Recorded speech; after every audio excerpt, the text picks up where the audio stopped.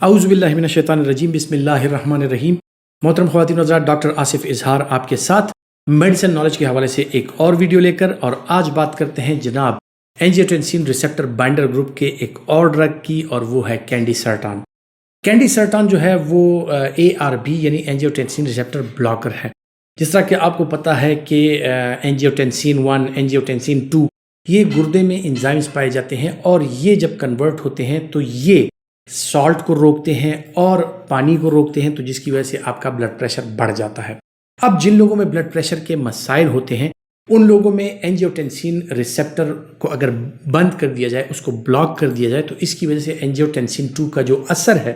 گردوں کے ٹیبیولز پر وہ نہیں رہتا، اور اس صورت میں جو ہے تو نمک کا اخراج بھی ہو جاتا ہے، سالٹس کا اخراج ہوتا ہے، اور ساتھ ہی ساتھ زائل پانی جو ہے یا زیادہ پانی جو ہے اس کا بھی اخراج ہو جاتا ہے، اور بلڈ پریشر جو ہے وہ نارمل پہ آ جاتا ہے، یعنی کم ہو جاتا ہے۔ اسی طرح اس میں جو ویزو ڈائلیٹری ایفیکٹ ہے اس کے ساتھ ویزو ڈائلیشن ہو جاتی ہے، شریانیں جو ہیں وہ کھل جاتی ہیں، اور ان میں جو ہے تو بلڈ پولنگ آ جاتی ہے، اور ویزو کنسٹرکشن ختم ہونے کی وجہ سے اور ویزو ڈائلیشن کی وجہ سے جو ہے تو بلڈ پریشر نارمل پہ آ جاتا ہے۔ بنیادی طور پر اینجیوٹینسین ریسپٹر بلاکرز جو ہیں یہ دوائیاں بلڈ پریشر کے لیے استعمال کی جاتی ہیں، اور بہت ہی پوٹنٹ اینٹی ہائپرٹینسو ہے، یعنی ان کا اثر جو ہے بلڈ پریشر پر ہوتا ہے، اور بلڈ پریشر کے لیے آپ کو زیادہ پوٹنٹ دوائی چاہیے ہوتی ہے، زیادہ کارآمد اور ایسا تیز اثر کرنے والی دوائی چاہیے ہوتی ہے، تو اس میں ACE انہیبیٹرز یعنی ACE انہیبیٹرز اور اینجیوٹینسین ریسپٹر بائنڈرز جو ہیں یہ بہترین طریقے سے کام کرتی ہیں۔ ان کا بلڈ پریشر پر ایفیکٹ جو ہوتا ہے سسٹولک بلڈ پریشر اور ڈائسٹولک پر یہ بہترین رہتا ہے، اس کے ساتھ آپ کا بلڈ پریشر کم ہو جاتا ہے۔ بلڈ پریشر کے علاوہ کیا کچھ اور بھی ایسی چیزیں ہیں جن میں ARBs کا استعمال کیا جاتا ہے، جس طرح کہ کینڈیسرٹان، لوسرٹان، ان دوائیوں کا استعمال کیا جائے، ٹیلمیسرٹان، یہ ساری ARBs ہیں، اور ان کا استعمال مختلف چیزوں میں کیا جاتا ہے، جیسے کہ اسکیمک ہارٹ ڈیزیز، یعنی کسی کو اگر دل کی پرابلم ہے، اسکیمک ہارٹ ڈیزیز ہے، اس کو اگر بلڈ پریشر اس کا نارمل بھی ہو تو کارڈیک ریماڈلنگ کو روکنے کے لیے اور ہارٹ کے جو مسلز ہیں ان میں فائبروسس کو روکنے کے لیے، یعنی ہارٹ کی جو طاقت ہے اس کو برقرار رکھنے کے لیے ان دوائیوں کا لو ڈوز میں استعمال کرایا جاتا ہے۔ اسی طرح اگر گردے کے کچھ مریض ہوتے ہیں جن میں پروٹینیوریا کا وہ شکار ہوتے ہیں، اور خصوصاً جو شوگر کے مریض ہوتے ہیں اور ان میں گردے کی جو بیماریوں کی علامات ظاہر ہوتی ہیں، یعنی ان میں پروٹینیوریا، پروٹین کا اخراج جب چھوٹے پیشاب میں سٹارٹ ہو جاتا ہے، تو ایسے لوگوں میں ACE انہیبیٹرز یا ARBs کا سہارا لے کر ان کے پروٹینیوریا کو روکا جاتا ہے۔ اس سے نہ صرف پروٹین کا اخراج رک جاتا ہے بلکہ بلڈ پریشر بھی نارمل رہتا ہے، اور جس طرح میں نے شریانوں کے کھلنے کا ذکر کیا، ویزو ڈائلیشن کا ذکر کیا، اسی ویزو ڈائلیشن کے ساتھ جو ہے تو گردے کی شریانیں جو ہیں، چھوٹی شریانیں، مائکرو ویسلز جو ہیں، ان میں پریشر کم ہو جاتا ہے، اور اسی طرح ان میں جو پروٹین کا اخراج ہے وہ کم ہو جاتا ہے۔ جو لوگ کنجسٹو کارڈیک فیلئر کا شکار ہوں، یا جن میں ہارٹ فیلئر ہو، جن کے ہارٹ کی کنٹریکشنز کمزور ہوں، جن لوگوں میں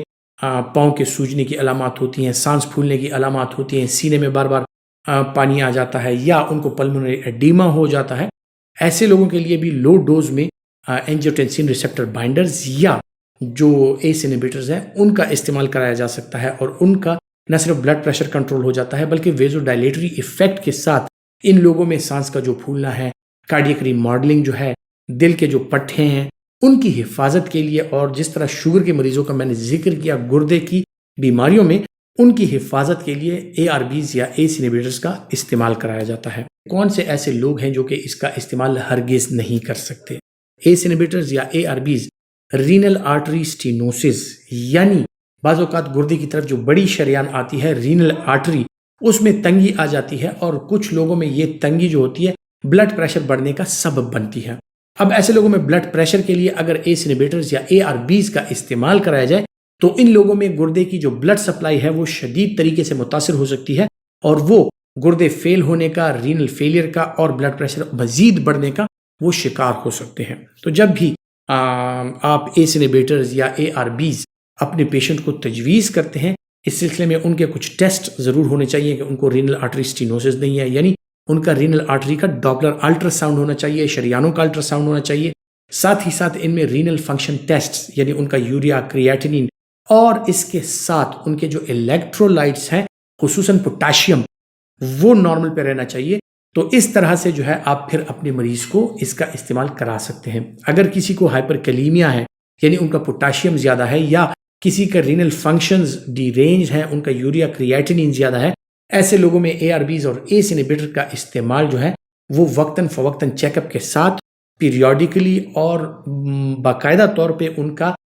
معائنہ سلسلہ وار جاری رکھ کے ان کا کرایا جا سکتا ہے کہ ان کے پوٹاشیم میں تبدیلی نہ آئے، ان کا جو یوریا کریاٹینین ہے وہ نہ بڑھے، اور آپ کا پیشنٹ جو ہے مزید مشکلات کا شکار نہ ہو۔ تو جس طرح میں نے ذکر کیا کہ یہ بلڈ پریشر، دل کے مریض، گردے کے مریض ان دوائیوں کا استعمال کر سکتے ہیں۔ خواتین حضرات، امید کرتا ہوں کہ میڈیسن نالج کے حوالے سے جو معلومات میں آپ تک پہنچاتا ہوں یہ آپ کے لیے فائدہ مند ثابت ہوں گی، اور اگر آپ سمجھتے ہیں کہ آپ کے لیے فائدہ مند ہے تو اس ویڈیو کو پہلے خود لائک کیجئے، پھر اس کو زیادہ سے زیادہ شیئر کر کے دوسروں تک بھی پہنچائیں۔ اپنا بہت سا خیال رکھیے گا۔ اللہ حافظ۔